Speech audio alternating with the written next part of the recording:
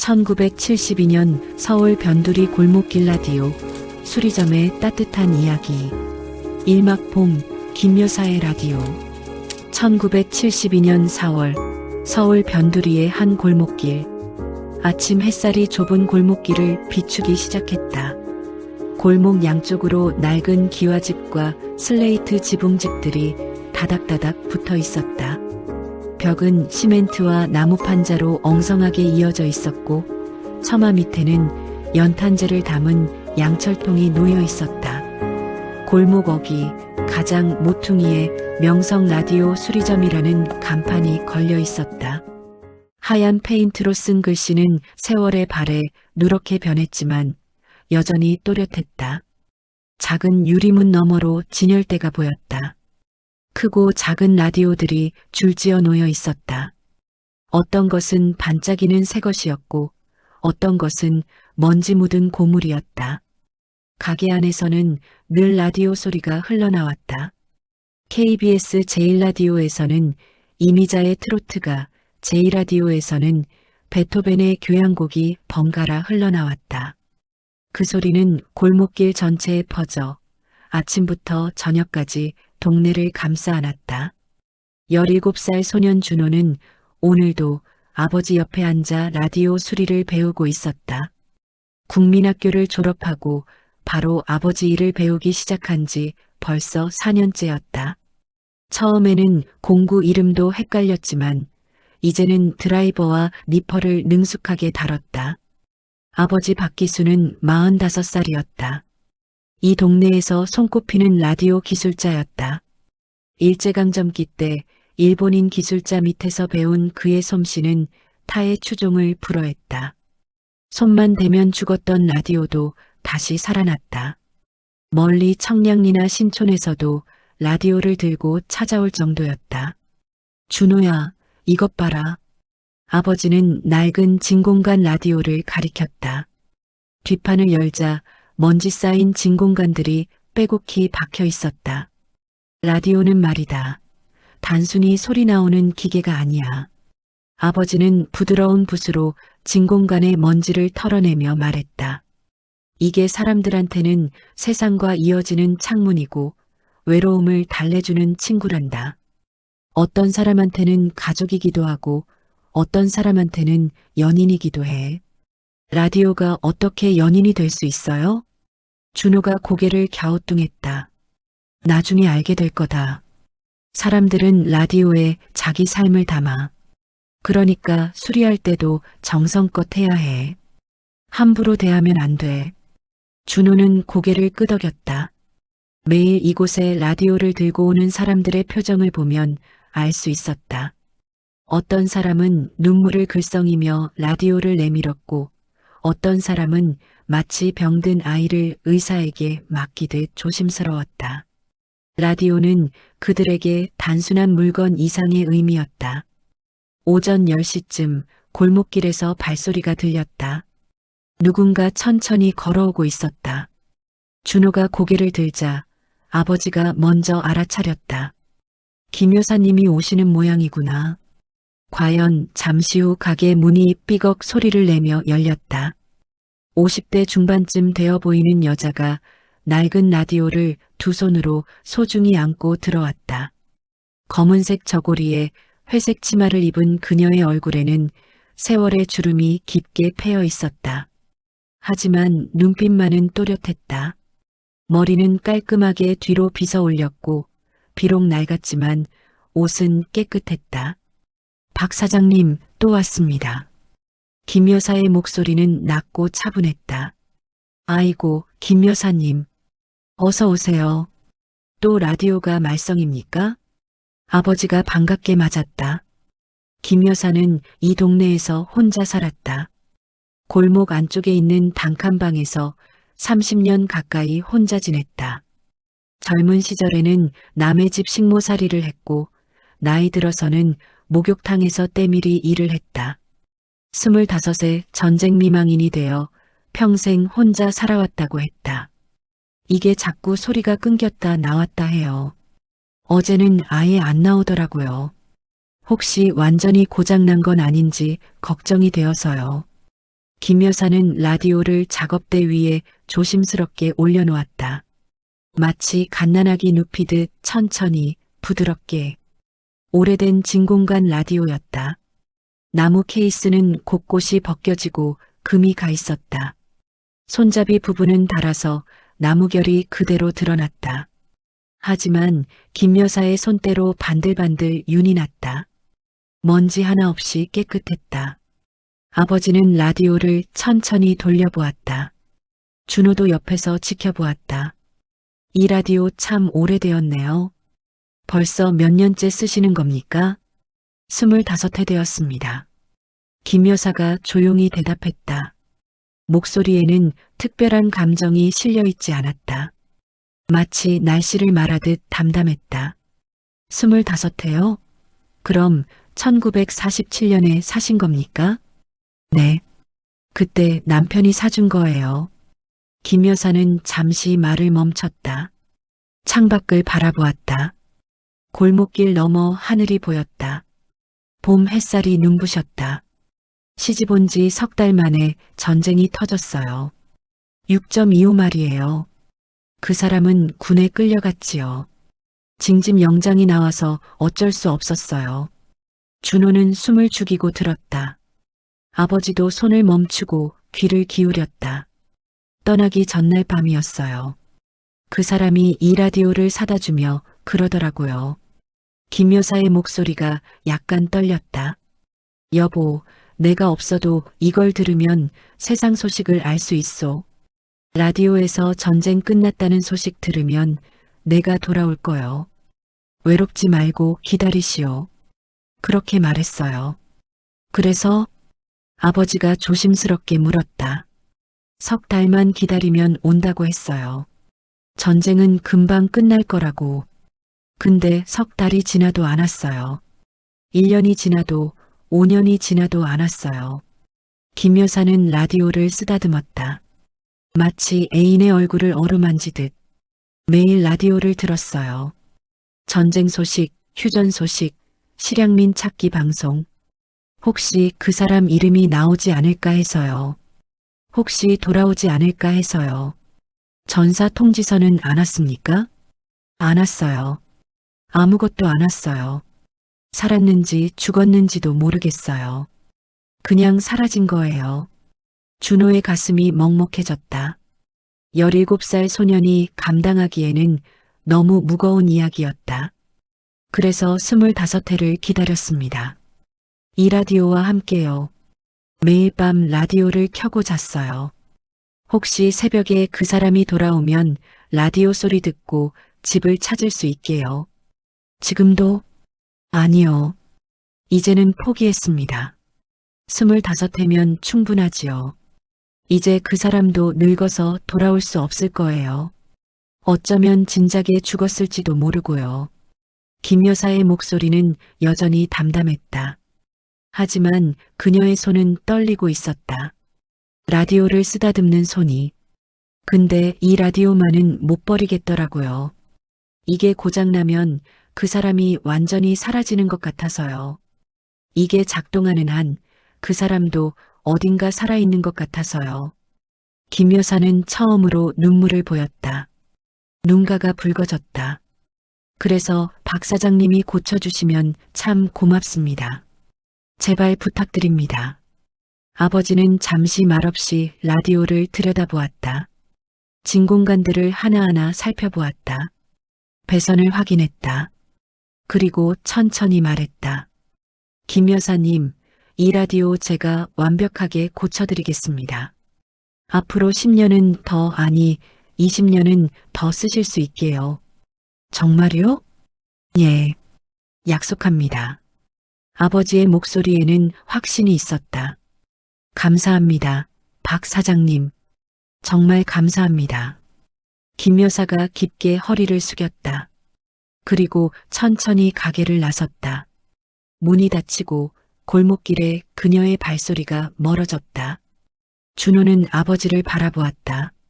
아버지는 이미 라디오 뒷판을 열고 있었다. 준호야, 이리 와서 봐라. 준호가 다가갔다.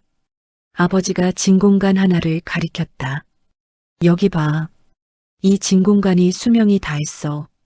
그리고 이 배선도 끊어졌고 여기 콘덴서도 망가졌어. 많이 고장났네요. 그래. 25년을 쓴 거니까 당연하지. 근데 봐라. 이 안이 얼마나 깨끗한지. 정말이었다. 오래된 라디오지만 내부는 깨끗했다. 먼지도 별로 없었다. 김 여사님이 얼마나 정성껏 관리했는지 알 수 있지? 아마 매일 닦았을 거야. 25년 동안. 준호는 가슴이 뭉클했다. 아버지, 정말 고칠 수 있어요? 물론이지. 진공관 교체하고 배선 다시 연결하고 콘덴서 새 걸로 바꾸면 돼. 문제는 아버지가 잠시 말을 멈췄다. 이게 오래된 모델이라 부품 구하기가 쉽지 않아. 용산 전자상가 가서 찾아봐야 할 거야. 제가 갈까요? 아니, 내가 가야지. 이건 중요한 일이니까. 그날 오후 아버지는 용산으로 갔다. 저녁 무렵 돌아왔을 때는 손에 작은 보자기를 들고 있었다. 구했다. 똑같은 모델은 아니지만 호환되는 진공관이야. 아버지의 얼굴에 기쁨이 가득했다. 그날부터 아버지와 준호는 그 어떤 라디오보다 정성껏 수리를 시작했다. 먼저 내부를 완전히 분해했다. 진공관을 하나하나 빼냈다. 배선을 모두 풀었다. 콘덴서를 교체했다. 저항도 새 것으로 바꿨다. 준호야, 여기 봐. 이렇게 배선을 연결하는 거야. 아버지는 가르쳤고 준호는 배웠다. 왜 이렇게 복잡하게 연결해요? 더 간단하게 할 수도 있잖아요. 그럼 소리가 안 좋아. 원래 설계대로 해야 최고의 소리가 나는 거야. 이틀 동안 작업이 계속되었다. 밤늦게까지 불을 켜고 작업했다. 사흘째 되는 날 드디어 조립이 끝났다. 아버지는 전원 코드를 꽂았다. 스위치를 켰다. 처음에는 아무 소리도 나지 않았다.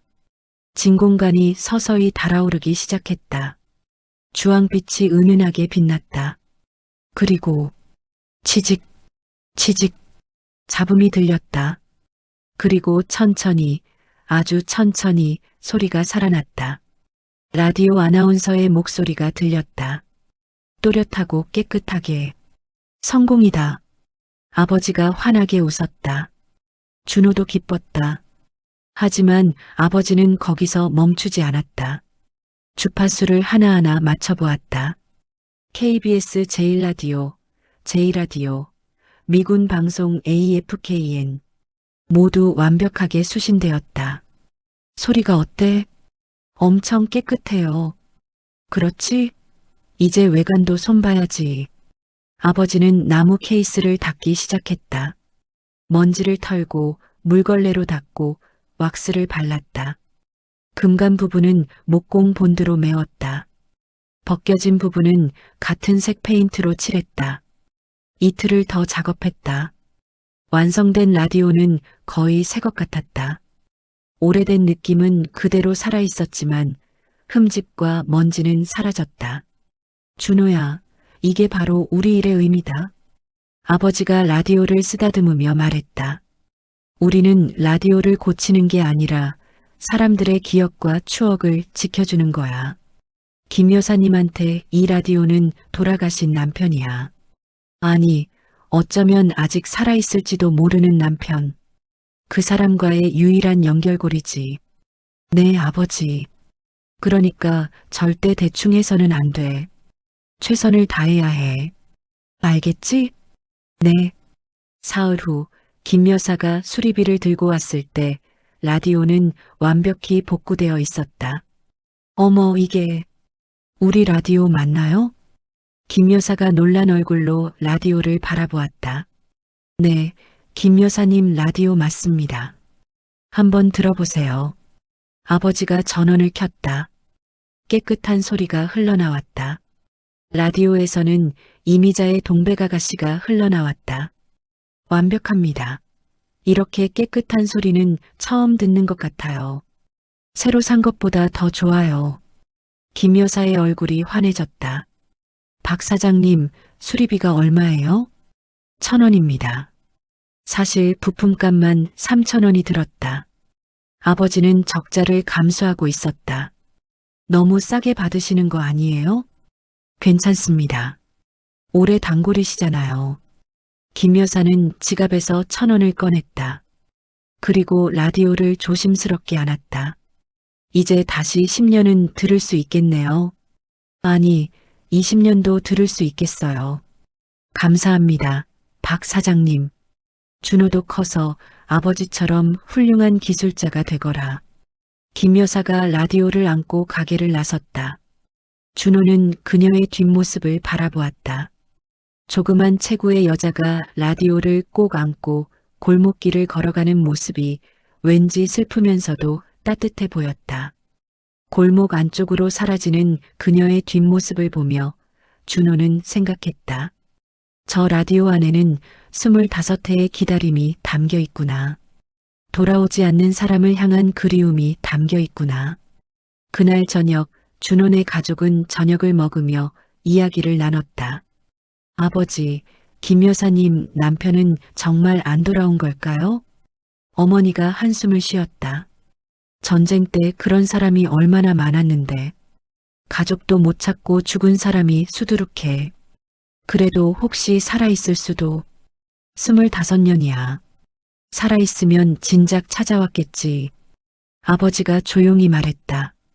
그날 밤 준호는 잠이 오지 않았다. 창문을 통해 건너편 김 여사의 집을 바라보았다. 어두운 방 안에서 라디오 불빛만 희미하게 보였다. 그리고 라디오 소리가 골목길에 작게 울려 퍼졌다. 김 여사는 아마 저 라디오를 들으며 잠들 것이다. 25해 전 그날처럼 돌아오지 않는 남편을 기다리며 준호는 그제야 깨달았다. 라디오는 단순한 기계가 아니었다. 그것은 누군가의 삶이고 기억이고 희망이었다. 그리고 때로는 슬픔이기도 했다. 준호는 이불을 덮으며 다짐했다. 앞으로도 아버지처럼 정성껏 라디오를 고치겠다고, 사람들의 마음을 지켜주겠다고. 이막 여름, 청년의 사랑. 1972년 7월, 무더운 여름이 찾아왔다. 장마가 끝나고 본격적인 더위가 시작되었다. 골목길의 양철 지붕들은 햇볕에 달궈져 뜨거웠고 좁은 골목은 바람 한 점 없이 숨이 막혔다. 라디오 수리점 앞에는 선풍기가 돌아갔지만 더위를 식히기에는 역부족이었다. 뜨거운 바람만 빙글빙글 돌았다. 준호는 땀을 닦으며 진공관을 교체하고 있었다. 어느덧 준호도 간단한 수리는 혼자 할 수 있게 되었다. 골목길에서는 아이들이 물장난을 치며 놀았다. 고무대야에 물을 받아 서로에게 끼얹었다. 웃음소리가 골목을 가득 채웠다. 더워 죽겠네. 아버지가 부채질을 하며 말했다. 준호야, 슈퍼 가서 얼음 사오너라. 얼음물 좀 마셔야겠다. 네, 아버지. 준호가 일어서려는데 가게 문이 열렸다. 오후 3시쯤 26쯤 되어 보이는 청년이 작은 트랜지스터 라디오를 들고 가게로 들어왔다. 공장 노동자처럼 보였다. 때 묻은 작업복에 거친 손, 그리고 수줍은 표정. 얼굴은 햇볕에 그을려 까무잡잡했고 머리는 짧게 깎았다. 이거 고칠 수 있을까요? 청년은 조심스럽게 라디오를 내밀었다. 빨간색 트랜지스터 라디오였는데 케이스 한쪽이 깨져 있었다. 일제손이 제품이었다. 어디 봅시다. 아버지가 라디오를 받아들었다. 소리는 나옵니까? 아니요, 완전히 안 나와요. 어제 공장에서 떨어뜨렸거든요. 떨어뜨렸어요? 높은 데서요? 아니, 그냥 작업대에서. 1미터 정도. 청년은 얼굴을 붉히며 말을 더듬었다. 근데 그게 실은 놀라서 떨어뜨린 겁니다. 놀라서요? 아버지가 웃으며 물었다. 준호도 귀를 쫑긋 세웠다. 청년은 한참을 망설이다가 입을 열었다. 공장에 같이 다니는 여자가 있어요. 이름은 순이라고 하는데 19살이에요. 시골에서 올라와서 우리 공장에서 일한 지 1년쯤 됐어요. 청년의 얼굴이 점점 붉어졌다. 참 착하고 예쁜 여자예요. 일도 열심히 하고 성격도 밝고. 근데 저는 너무 수줍어서 말도 제대로 못 걸고요. 그래서요? 아버지가 재미있다는 듯 들었다. 매일 점심시간에 이 라디오로 음악을 듣거든요. 공장 작업장 옥상에서요. 다른 애들은 다 밥 먹고 자는데 저는 라디오 듣는 게 낙이에요. 청년은 라디오를 쓰다듬었다. 그럼 순이가 가끔 옆에 와서 같이 듣자고 해요. 오빠 무슨 노래 나와요? 저도 좀 들어도 돼요? 하면서요. 그게 유일하게 둘이 있을 수 있는 시간이었어요. 청년의 얼굴에 수줍은 미소가 번졌다. 처음에는 일주일에 한두 번 왔는데 요새는 거의 매일 와요. 같이 라디오 듣고 노래 얘기하고 가끔 서로 고향 얘기도 하고. 그거 좋네요. 그래서 근데 어제 라디오를 듣고 있는데 순이가 갑자기 물었어요. 청년은 심호흡을 했다. 오빠는 나 어떻게 생각해요? 라고요. 오호. 아버지가 무릎을 쳤다. 그래서 뭐라고 대답했어요? 그게 대답도 못하고 멍하니 있었지요. 너무 놀라서 손에 들고 있던 라디오를 떨어뜨렸습니다. 딱 바닥에 떨어지면서 퍽 소리가 났어요. 준호가 웃음을 참았다.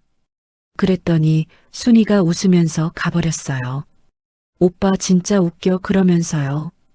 그 뒤로 며칠째 제대로 얘기도 못하고 있습니다. 청년은 한숨을 쉬었다. 어제도 점심시간에 옥상에 갔는데 순이가 먼저 와서 기다리고 있더라고요. 근데 라디오가 고장나서 같이 못 들었어요. 순이가 오빠, 오늘은 라디오 안 들어요? 했는데 저는 고장났어 하고는 그냥 있었어요. 그래서 고치러 온 거군요? 네. 이 라디오만 고쳐지면 다시 용기 내서 같이 듣자고 말 걸어볼 건데. 제발 고쳐주세요. 돈은 얼마든지 드릴게요. 청년의 눈빛이 간절했다. 아버지는 라디오를 꼼꼼히 살펴보았다. 뒷판을 열자 내부 회로가 보였다. 떨어지면서 부딪힌 충격으로 배선 하나가 끊어진 것 같았다. 스피커도 약간 손상되었다. 이틀이면 됩니다. 모레 오후에 찾아가세요. 정말요? 이틀이면 돼요? 예. 부품만 구하면 금방입니다. 감사합니다. 정말 감사합니다. 청년의 얼굴이 환해졌다. 마치 세상을 다 얻은 것 같았다. 그런데 말이에요, 청년. 아버지가 웃으며 물었다. 순이 씨한테 마음이 있으면 왜 고백을 안 해요? 아가씨가 먼저 물어봤으면 관심 있다는 거 아닙니까? 그게 저는 그냥 공장 노동자고 배운 것도 없고 돈도 없어요. 순이는 저보다 훨씬 나은 사람을 만날 수 있을 텐데. 아이고, 그게 무슨 소리예요? 사랑에 무슨 조건이 있나요? 청년이 간 후 준호가 물었다. 아버지, 저 사람 순이한테 고백할 수 있을까요? 글쎄다. 근데 말이야, 준호야. 아버지가 라디오를 분해하며 말했다. 사람이 누군가를 좋아하는 마음이 있으면 용기가 생기는 법이야. 이 라디오가 그 용기를 주는 거지. 라디오가 용기를 준다고요? 그래. 저 청년이 라디오 없었으면 순이한테 말도 못 걸었을 거야. 라디오를 같이 듣는다는 핑계로 옆에 앉을 수 있었고 음악 이야기를 나누면서 서로를 알아갈 수 있었잖아. 준호는 고개를 끄덕였다. 이게 다리 역할을 하는 거야. 사람과 사람 사이의 다리.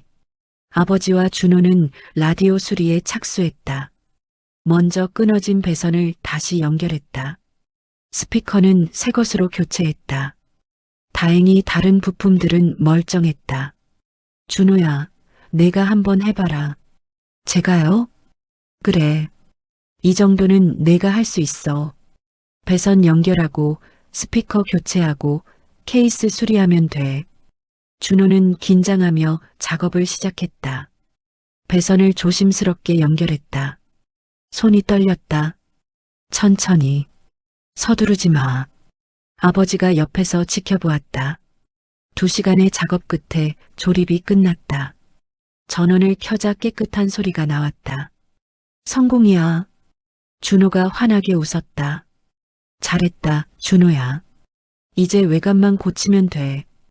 깨진 케이스는 접착제로 붙이고 색칠까지 해서 거의 새 것처럼 만들었다. 먼지를 닦고 광을 냈다. 이틀 후 아버지는 라디오를 완벽하게 수리했다. 약속한 시간 청년이 찾아왔다. 작업복 대신 깨끗한 셔츠를 입고 왔다. 머리도 말끔히 빗었다. 와, 새 것 같아요. 작동도 완벽합니다. 전에보다 소리도 더 잘 나올 겁니다. 아버지가 웃으며 말했다. 그리고 말이에요, 청년. 아버지는 주머니에서 작은 메모지를 꺼내 청년에게 건넸다. 오늘 밤 9시에 KBS 제1라디오에서 특집 프로그램을 해요. 사랑의 세레나데라고 청취자들이 사연 보내면 노래 신청해 주는 거예요. 네. 순이 씨한테 같이 듣자고 해서 고백해 보시는 게 어때요? 라디오 들으면서 청년의 눈이 커졌다. 정말 그래도 될까요? 왜 안 돼요? 라디오는 원래 그런 거예요. 사람과 사람을 이어주는 거지. 그리고 음악이 있으면 고백하기도 더 쉬워요. 청년은 떨리는 손으로 메모지를 받았다. 고맙습니다. 정말 고맙습니다. 청년은 수리비 2,000원을 내고 라디오를 소중히 안았다. 오늘 밤 꼭 용기 내보겠습니다. 청년이 나간 후 준호가 물었다. 아버지, 정말 고백할까요? 글쎄, 해봐야 알지. 근데 라디오는 줬으니 핑계는 생긴 거잖아. 그날 저녁 준호네 가족도 라디오를 틀었다. 제2라디오에서는 정말로 사랑의 세레나데가 방송되고 있었다. 아나운서의 감미로운 목소리가 흘러나왔다. 사랑하는 분께 노래를 선물하고 싶으신 분들의 사연을 소개해드립니다. 달콤한 음악이 흘러나왔다. 패티김의 사랑이 지나가면 윤영주의 사랑했어요. 조용필의 돌아와요. 부산항에. 저 청년도 지금 듣고 있을까? 어머니가 웃으며 말했다. 아마 순이 씨 옆에서 라디오 틀고 떨고 있겠지. 준호는 창문 너머 골목길을 바라보았다. 저 어딘가에서 그 청년도 순이와 함께 이 노래를 듣고 있을까? 용기를 내서 고백했을까? 밤 10시쯤 라디오에서 한 사연이 읽혔다. 청량리 섬유공장에 다니는 26살 김철수 씨가 보내신 사연입니다. 같은 공장에 다니는 순이 씨에게 고백하고 싶다고 하시네요. 철수 씨 용기 내세요. 순이 씨를 위해 나훈아에 울면서 후회 한 해를 보내드립니다. 어머, 저 청년 아니야? 어머니가 소리쳤다. 이름이 김철수였구나. 아버지도 놀라며 웃었다. 노래가 흘러나왔다. 온 가족이 라디오 앞에 모여 앉아 들었다. 다음 날 아침 청년이 활짝 웃으며 가게로 뛰어왔다. 박 사장님, 준호, 성공했어요. 청년은 숨을 헐떡이며 기쁨에 겨워했다. 정말요? 예. 어젯밤 순이한테 라디오 같이 듣자고 했어요. 공장 옥상에서요.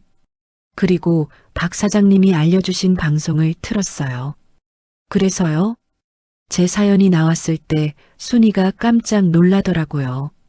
오빠, 이거 우리 얘기 아니에요? 그러면서요. 그래서 저는 용기 내서 말했어요. 순이야, 나 너 좋아해. 사귀자. 그랬더니 청년은 잠시 숨을 고르고 말을 이었다. 순이도 저를 좋아한대요. 오빠, 저도 오빠 좋아했어요. 근데 오빠가 말을 안 해서 어떡하나 했어요. 그러더라고요. 축하합니다. 아버지가 청년의 손을 꼭 잡았다. 다음 달이면 약혼하기로 했어요. 내년 봄에 결혼식 올릴 거예요. 그때 꼭 오셔야 해요. 주례도 부탁드려도 될까요? 주례요? 제가요? 예. 박 사장님 아니었으면 저희 둘이 못 만났어요. 라디오가 우릴 이어준 거예요. 청년은 기쁨에 겨워 어쩔 줄 몰라 했다. 그리고 이거 작은 선물이에요. 청년은 보자기를 풀었다. 안에는 수박 한 통이 들어 있었다. 아이고, 이런 것까지. 아니에요. 이것도 모자라요. 제 인생을 바꿔주셨는데. 청년이 돌아간 후 준호가 물었다. 아버지, 라디오가 정말 사람을 이어줄 수 있나요? 그럼, 라디오는 소리만 전하는 게 아니야. 마음도 전하는 거지. 그래서 소중한 거야. 아버지는 작업대 위에 수박을 쓰다듬었다. 저 청년은 라디오 덕분에 사랑을 얻었어. 라디오가 없었으면 순이한테 말도 못 걸었을 거야. 라디오가 다리가 되어준 거지. 준호는 작업대 위에 여러 라디오들을 바라보았다. 각각의 라디오에는 각각의 이야기가 담겨 있을 것 같았다. 그날 오후 준호네 가족은 시원한 수박을 먹으며 웃었다. 골목길 아이들도 불러서 함께 나눠 먹었다. 이거 청년이 주고 간 거야. 라디오 고쳐줘서 사랑 고백에 성공했대. 아버지가 아이들에게 설명했다. 우와, 멋지다. 아이들이 환호했다. 준호는 달콤한 수박을 먹으며 생각했다. 라디오 하나가 두 사람의 인생을 바꿨구나. 앞으로도 얼마나 많은 사람들의 인생을 바꿀 수 있을까? 산막 가을, 선생님의 마지막 수업. 1972년 10월, 가을바람이 골목길에 낙엽을 흩날렸다. 단풍이 들기 시작했다. 골목 어귀에 있는 커다란 은행나무는 노랗게 물들었고 바람이 불 때마다 낙엽이 우수수 떨어졌다. 아이들은 낙엽을 모아 놀았다. 준호는 이제 웬만한 수리는 혼자서도 해낼 수 있었다. 진공관 교체, 배선 연결, 콘덴서 교체 모두 능숙하게 할 수 있었다. 아버지는 그런 준호를 대견해 했다. 준호야, 내가 정말 많이 늘었다. 아직 멀었어요, 아버지. 아니야. 이제 웬만한 기술자보다 나아. 조금만 더 배우면 너 혼자서도 가게를 꾸려갈 수 있을 거야. 어느 화창한 오후 7순쯤 되어 보이는 노신사가 가게 문을 열었다. 깔끔한 양복에 안경을 쓴 그의 모습은 어딘지 품격이 있어 보였다. 등은 약간 굽었지만 걸음걸이는 단단했다. 손에는 보자기에 싼 무언가를 들고 있었다. 어서 오십시오. 아버지가 반갑게 맞았다. 혹시 박기수 씨 맞으신지요? 노신사가 조심스럽게 물었다. 목소리는 나이에 비해 또렷했다. 네, 저인데요. 저를 아십니까? 아버지가 고개를 갸우뚱했다. 예, 40년 전에 송월국민학교에서 선생을 했던 최봉수라고 합니다. 박 선생, 제 제자였지요. 아, 최봉수 선생님. 아버지의 얼굴이 환해졌다. 벌떡 일어나 노신사의 손을 잡았다. 맞습니다. 기억하십니까? 그때 박 선생은 3학년이었지요. 지금 생각해보니 1935년쯤이었던 것 같습니다. 물론 기억합니다. 선생님께서 우리 반 담임이셨잖아요. 제가 얼마나 좋아했는데요. 두 사람은 반갑게 악수를 나눴다. 준호는 옆에서 신기한 듯 지켜보았다. 앉으세요, 선생님. 차 한 잔 드시지요. 고맙습니다. 최 선생은 의자에 앉았다. 아버지는 보리차를 따라드렸다. 어떻게 저를 찾아오셨습니까? 동네 어기 슈퍼 주인한테 물어서 왔습니다. 박 선생이 라디오 수리점을 한다는 얘기를 들었거든요. 네, 벌써 20년째 하고 있습니다. 훌륭합니다. 기술자는 좋은 직업이지요. 최 선생은 보자기에 싼 무언가를 꺼냈다. 오래된 라디오였다. 나무 케이스에 둥근 다이얼이 달린 진공관 라디오였다. 이게 선생님이 학교 다닐 때 학교에 있던 라디오입니다. 기억하십니까? 아버지는 라디오를 보자 눈이 커졌다. 손으로 케이스를 쓰다듬었다. 이거 교무실에 있던 그 라디오 아닙니까? 맞습니다. 역시 기억하시는군요. 어떻게 안 있겠어요. 당시에 라디오가 얼마나 귀했는데요. 학교에 하나밖에 없었잖아요.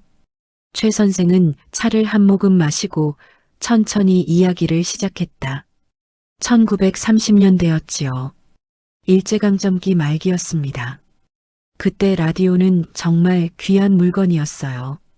우리 학교에 이 라디오가 들어왔을 때 온 동네가 난리였습니다. 맞아요, 기억나요.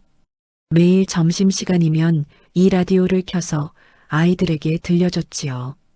동화도 나오고 음악도 나오고 뉴스도 나왔어요. 최 선생의 눈빛이 먼 과거를 바라보았다. 라디오 어린이 프로그램이었는데 아이들이 얼마나 좋아했는지 모릅니다. 점심시간만 되면 교무실 앞에 학생들이 우르르 모였어요. 저도 기억합니다. 저도 맨날 갔었어요.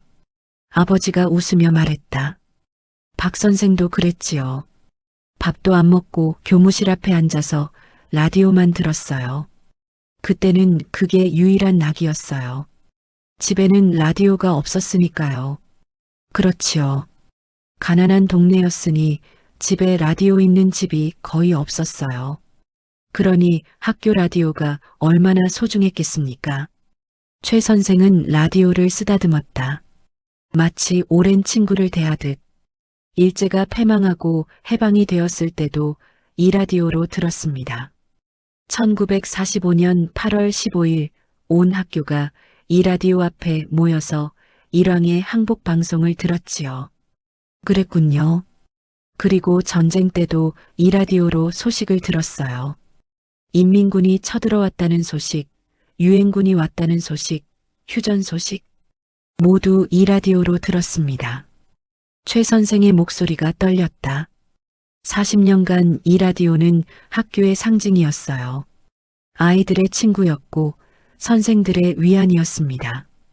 그런데 왜 선생님이 갖고 계신 겁니까? 20년 전 제가 은퇴할 때 학교에서 이 라디오를 선물로 줬습니다. 40년간 함께한 추억이니 가져가라고요. 최 선생은 잠시 말을 멈추고 창밖을 바라보았다. 낙엽이 바람에 날리고 있었다. 그날 교장 선생이 그러더군요. 최 선생, 이 라디오만큼 오래 근무한 사람이 없소. 이 라디오를 선생께 드리겠소.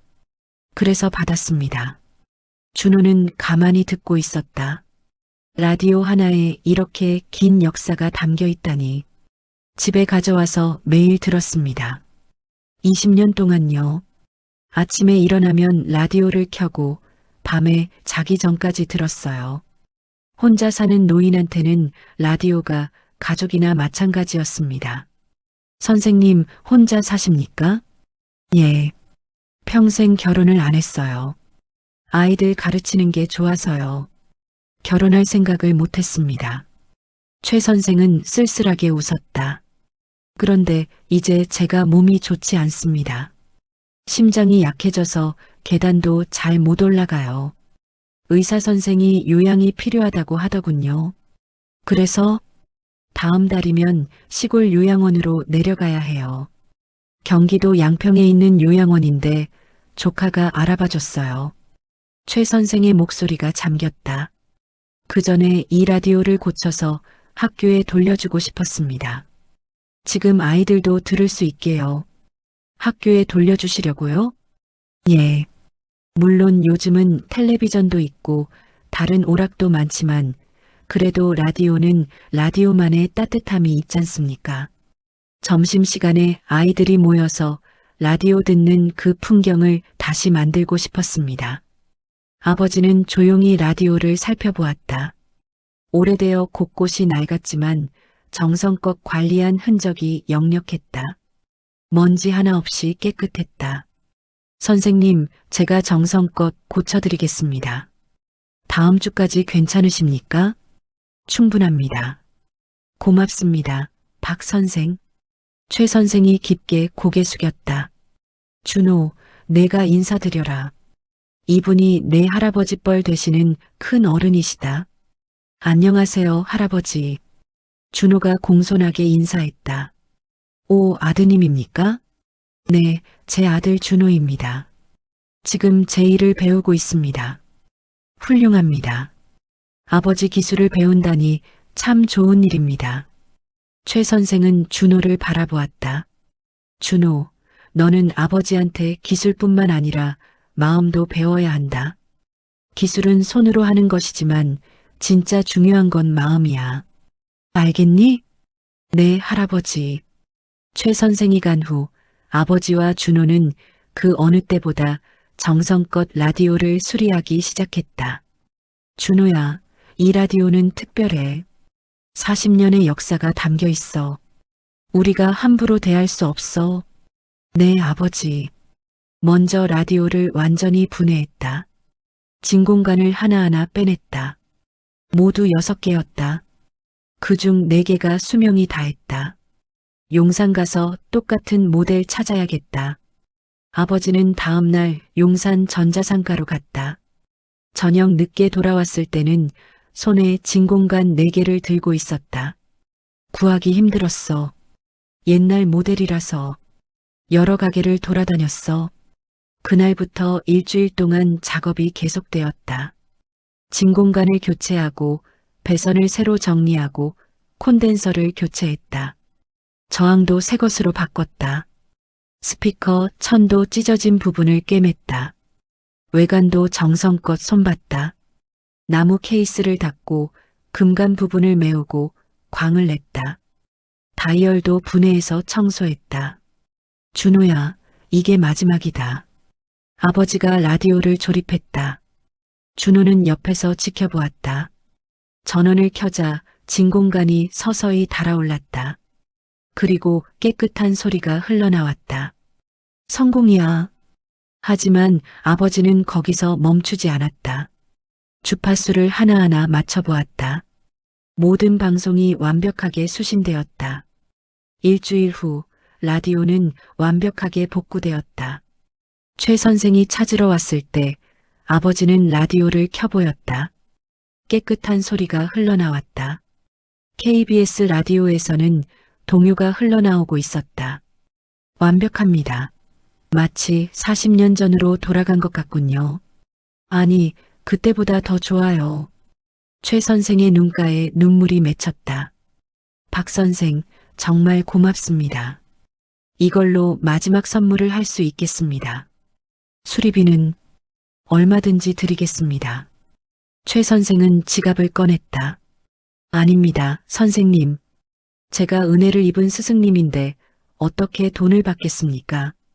그냥 가져가십시오. 그럴 수 없습니다. 일주일이나 공들였는데. 괜찮습니다. 이건 제가 스승님께 드리는 선물입니다. 최 선생은 한참을 고사하다가 결국 받아들였다. 고맙습니다, 박 선생. 그리고 준호. 최 선생은 두 사람을 번갈아 보았다. 제가 평생 교사로 살면서 배운 게 있습니다. 진짜 스승이란 지식을 가르치는 사람이 아니라 따뜻함을 전하는 사람이라는 거지요. 박 선생, 당신이 하는 일도 마찬가지입니다. 라디오를 고치는 게 아니라 사람들에게 희망과 따뜻함을 전하는 거지요. 그러니 준호에게도 꼭 그걸 가르쳐 주십시오. 최 선생은 준호의 어깨를 토닥였다. 준호, 기술은 중요해. 하지만 더 중요한 건 마음이야. 내가 고치는 라디오 하나하나에 사람들의 삶이 담겨 있다는 걸 잊지 마라. 알겠니? 네, 할아버지. 명심하겠습니다. 준호는 숙연하게 대답했다. 최 선생은 라디오를 안고 학교로 갔다. 송월국민학교는 골목에서 10분 거리에 있었다. 며칠 후 학교에서 감사 편지가 왔다. 교장 선생이 보낸 것이었다. 박기수 선생님께 최봉수 선생님이 기증하신 라디오 덕분에 우리 학교에 새로운 전통이 생겼습니다. 매일 점심시간마다 강당에서 아이들이 모여 라디오를 듣고 있습니다. 처음에는 아이들이 라디오를 시시할 줄 알았는데 의외로 아주 좋아합니다. 오히려 텔레비전보다 상상력을 자극한다고 하더군요. 최 선생님은 다음 주에 양평으로 떠나신다고 합니다. 떠나시기 전에 학교를 방문하셔서 아이들과 함께 라디오를 들으셨습니다. 아이들의 웃음소리가 40년 전 그때 그 웃음 같다고 눈물을 흘리셨습니다. 선생님의 정성 덕분입니다. 감사합니다. 송월국민학교 교장 김영수. 준호는 편지를 읽으며 가슴이 뭉클해졌다. 일주일 후 최 선생에게서도 편지가 왔다. 박 선생, 그리고 준호에게. 양평 요양원에 잘 도착했습니다. 여기는 공기도 좋고 조용해서 마음이 편합니다. 학교에서 편지를 받았습니다. 아이들이 매일 그 라디오로 동화를 듣는다고 하더군요. 40년 전 그때 그 풍경이 다시 만들어진 것 같아 기쁩니다. 라디오는 시대가 바뀌어도 변하지 않는 따뜻함을 전합니다. 당신들이 고쳐준 라디오가 또 다른 40년을 아이들과 함께하길 바랍니다. 준호에게 전하십시오. 세상에는 돈으로 살 수 없는 가치가 있다고.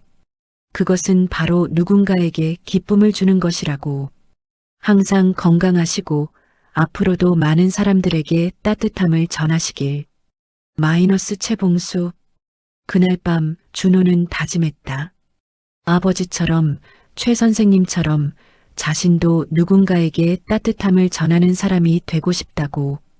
사막 겨울 라디오가 이어준 인연. 1972년 12월 첫눈이 내리던 날. 아침부터 하얀 눈송이가 하늘에서 내렸다. 골목길은 금세 하얗게 덮였다. 지붕 위에, 골목 바닥에, 나무 위에 온 세상이 하얀 눈으로 뒤덮였다. 아이들은 신이 나서 눈사람을 만들었다. 눈싸움도 했다. 웃음소리가 골목을 가득 채웠다. 라디오 수리점 안은 따뜻했다. 석유난로가 지글지글 타오르고 라디오에서는 캐럴이 흘러나왔다. 징글벨, 고요한 밤, 거룩한 밤, 루돌프 사슴코. 준호는 이제 18이 되었다. 내년이면 고등학교를 졸업하고 본격적으로 아버지 일을 돕기로 했다. 군대는 건강 문제로 면제받았다. 준호야, 올 한 해도 참 많은 일이 있었지? 아버지가 난로에 손을 쬐며 말했다. 네, 아버지. 김 여사님 라디오도 고치고, 철수 씨 라디오도 고치고, 최 선생님 라디오도 고쳤어. 모두 특별한 라디오들이었어요. 그래. 각각의 라디오에 각각의 이야기가 담겨 있었지. 그게 우리 일의 의미야. 크리스마스 이브가 다가왔다. 골목길은 성탄 분위기로 들떠 있었다. 가난한 동네지만 사람들은 나름대로 크리스마스를 준비했다. 어떤 집은 문에 리스를 걸었고 어떤 집은 창문에 작은 트리를 놓았다. 크리스마스 이브 저녁 가게에는 특별한 손님들이 찾아왔다. 첫 번째는 김 여사였다. 박 사장님, 준호야. 크리스마스 잘 보내라고 송편 좀 쪄왔어. 김 여사는 보자기에 싼 송편을 내밀었다. 얼굴에는 평온한 미소가 있었다.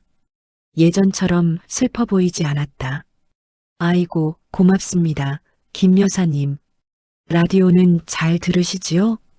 아주 잘 듣고 있어요.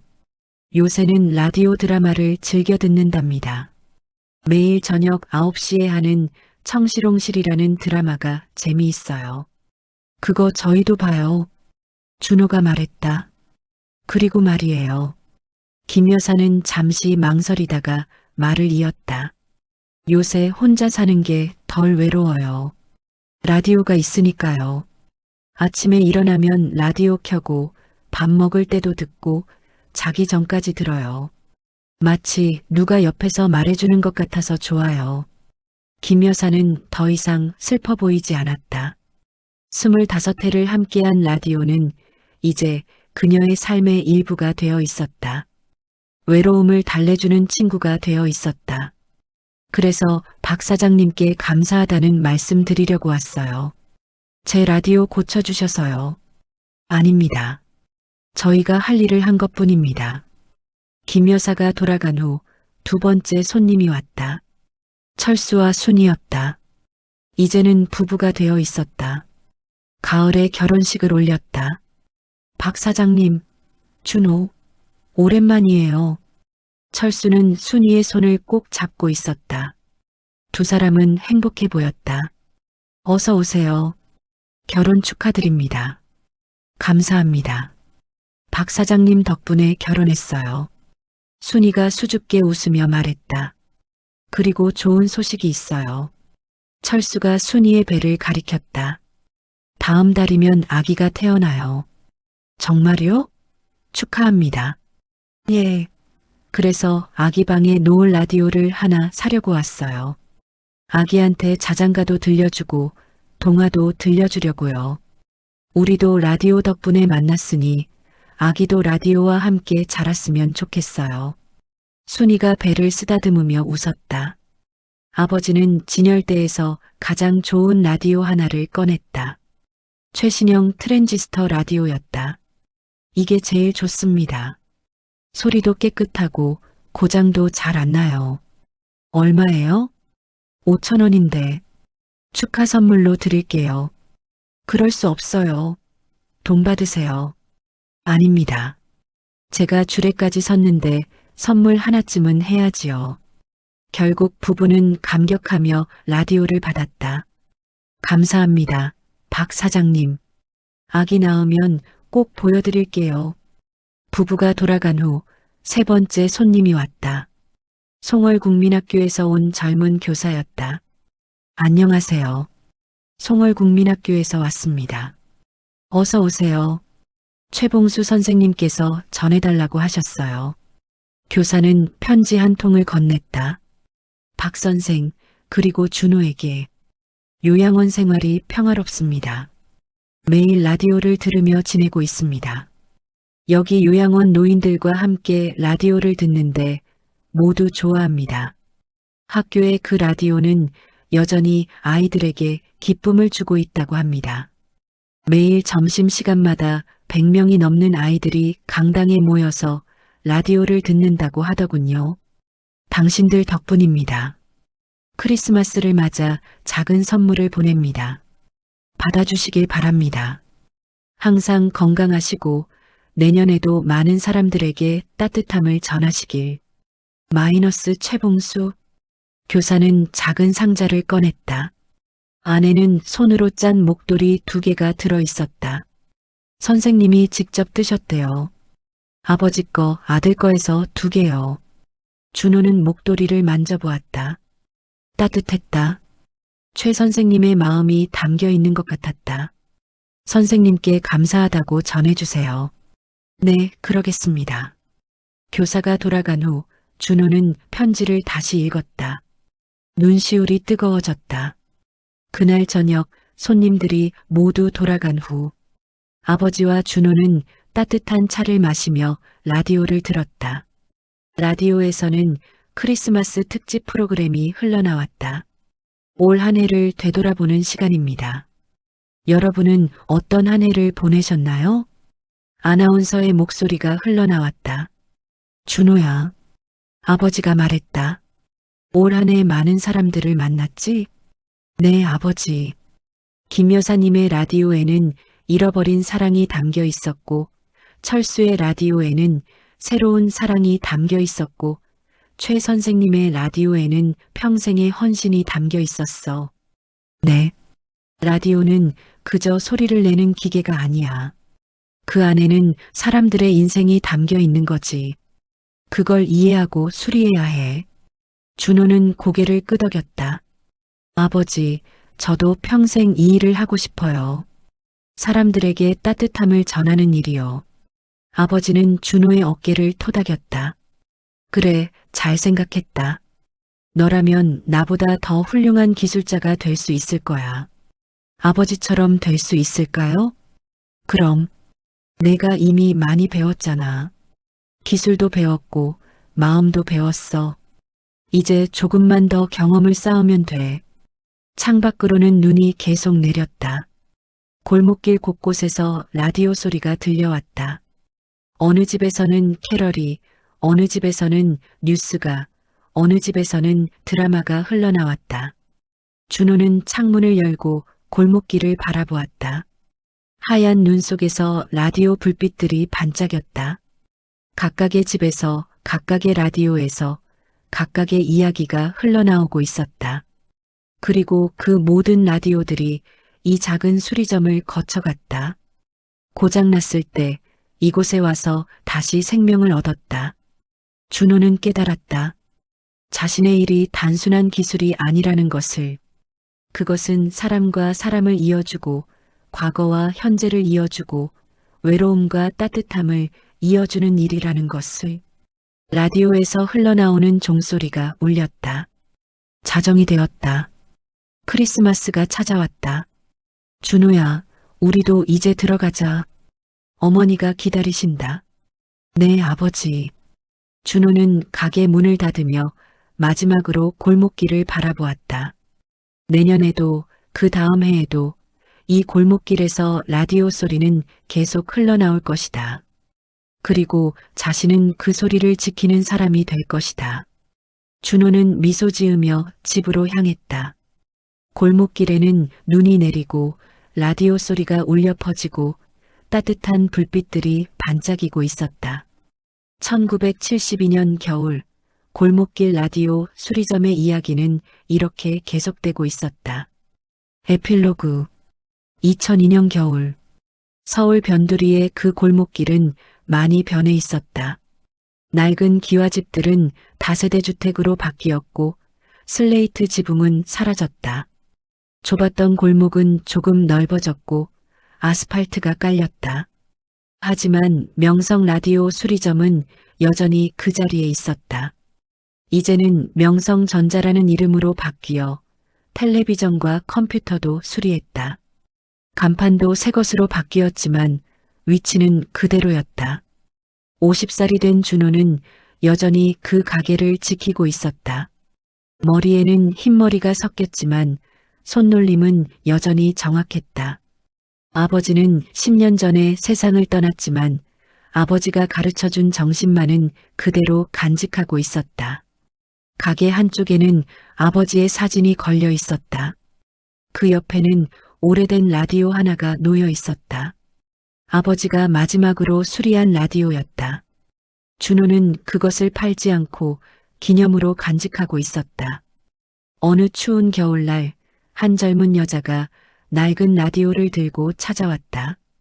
30대 초반쯤 되어 보였다. 이거 고칠 수 있을까요? 준호는 라디오를 받아들었다. 1970년대 진공관 라디오였다. 나무 케이스에 둥근 다이얼. 아주 오래된 모델이었다. 어머니 유품이에요. 여자가 조용히 말했다. 어머니가 돌아가시기 전에 꼭 고쳐달라고 하셨거든요. 이 라디오만큼은 꼭 고쳐서 계속 들어야 한다고요. 준호는 라디오를 자세히 살펴보았다. 그리고 케이스 뒷면에서 작은 글씨를 발견했다. 1972년 4월 수리 마이너스 명성 라디오 수리점. 준호의 가슴이 뛰었다. 이것은 30년 전 아버지가 고쳐준 그 라디오였다. 혹시 어머님 성함이? 김순자예요. 왜요? 김 여사. 30년 전 그 김 여사였다. 준호는 감격에 겨워 말을 잇지 못했다. 어머니는 평생 이 라디오를 들으며 사셨어요. 혼자 사시면서 외로웠을 텐데 이 라디오가 유일한 친구였대요. 여자의 눈가에 눈물이 맺혔다. 돌아가시기 전에 이러셨어요. 이 라디오는 내 아버지가 사준 거다. 전쟁 때 헤어져서 못 만났지만 이 라디오만큼은 꼭 지켜야 한다. 그러시면서 꼭 고쳐달라고 하셨어요. 준호는 라디오를 꼭 안았다. 30년 전 어린 준호가 지켜본 그 라디오. 아버지가 정성껏 고쳐준 그 라디오. 제가 정성껏 고쳐드리겠습니다. 30년 전에 우리 아버지가 고쳐드린 라디오예요. 이번에는 제가 고쳐드릴게요. 정말요? 네. 이건 제게도 특별한 라디오입니다. 그날 밤 준호는 30년 전 그날처럼 정성껏 라디오를 수리했다. 아버지가 가르쳐 준 대로, 최 선생님이 말씀하신 대로 따뜻한 마음을 담아서 진공관을 교체하고 배선을 새로 연결하고 케이스를 정성껏 닦았다. 일주일 후 라디오는 다시 살아났다. 깨끗한 소리가 흘러나왔다. 여자가 라디오를 받으러 왔을 때 준호는 말했다. 어머님께서 평생 소중히 여기신 라디오입니다. 계속 잘 간직하세요. 그리고 가끔 들어주세요. 그럼 어머님도 돌아가신 아버님도 기뻐하실 겁니다. 감사합니다. 정말 감사합니다. 여자는 라디오를 안고 눈물을 흘렸다. 그날 저녁 준호는 가게 문을 닫고 창밖을 바라보았다. 골목길은 변했지만 라디오가 전하는 따뜻함만은 변하지 않았다. 30년 전 아버지와 함께 앉아 라디오를 듣던 그 시절이 떠올랐다. 김 여사, 철수와 순이, 최 선생님 모두 30년이 흘렀다. 하지만 그들의 이야기는 여전히 살아있었다. 라디오 안에, 추억 안에, 그리고 준호의 마음 안에. 준호는 아버지의 사진을 바라보았다. 아버지, 제가 잘하고 있지요? 아버지가 가르쳐 주신 대로 사람들에게 따뜻함을 전하고 있어요. 라디오에서는 캐럴이 흘러나왔다. 30년 전 그날 밤처럼. 준호는 미소 지었다. 그리고 집으로 향했다. 골목길에는 눈이 내리고 라디오 소리가 울려 퍼지고 따뜻한 불빛들이 반짝이고 있었다. 변하지 않는 것들, 라디오의 따뜻함, 사람들의 이야기, 그리고 그것을 지키는 사람들의 마음. 그것이 바로 준호가 평생 지켜온 것이었다.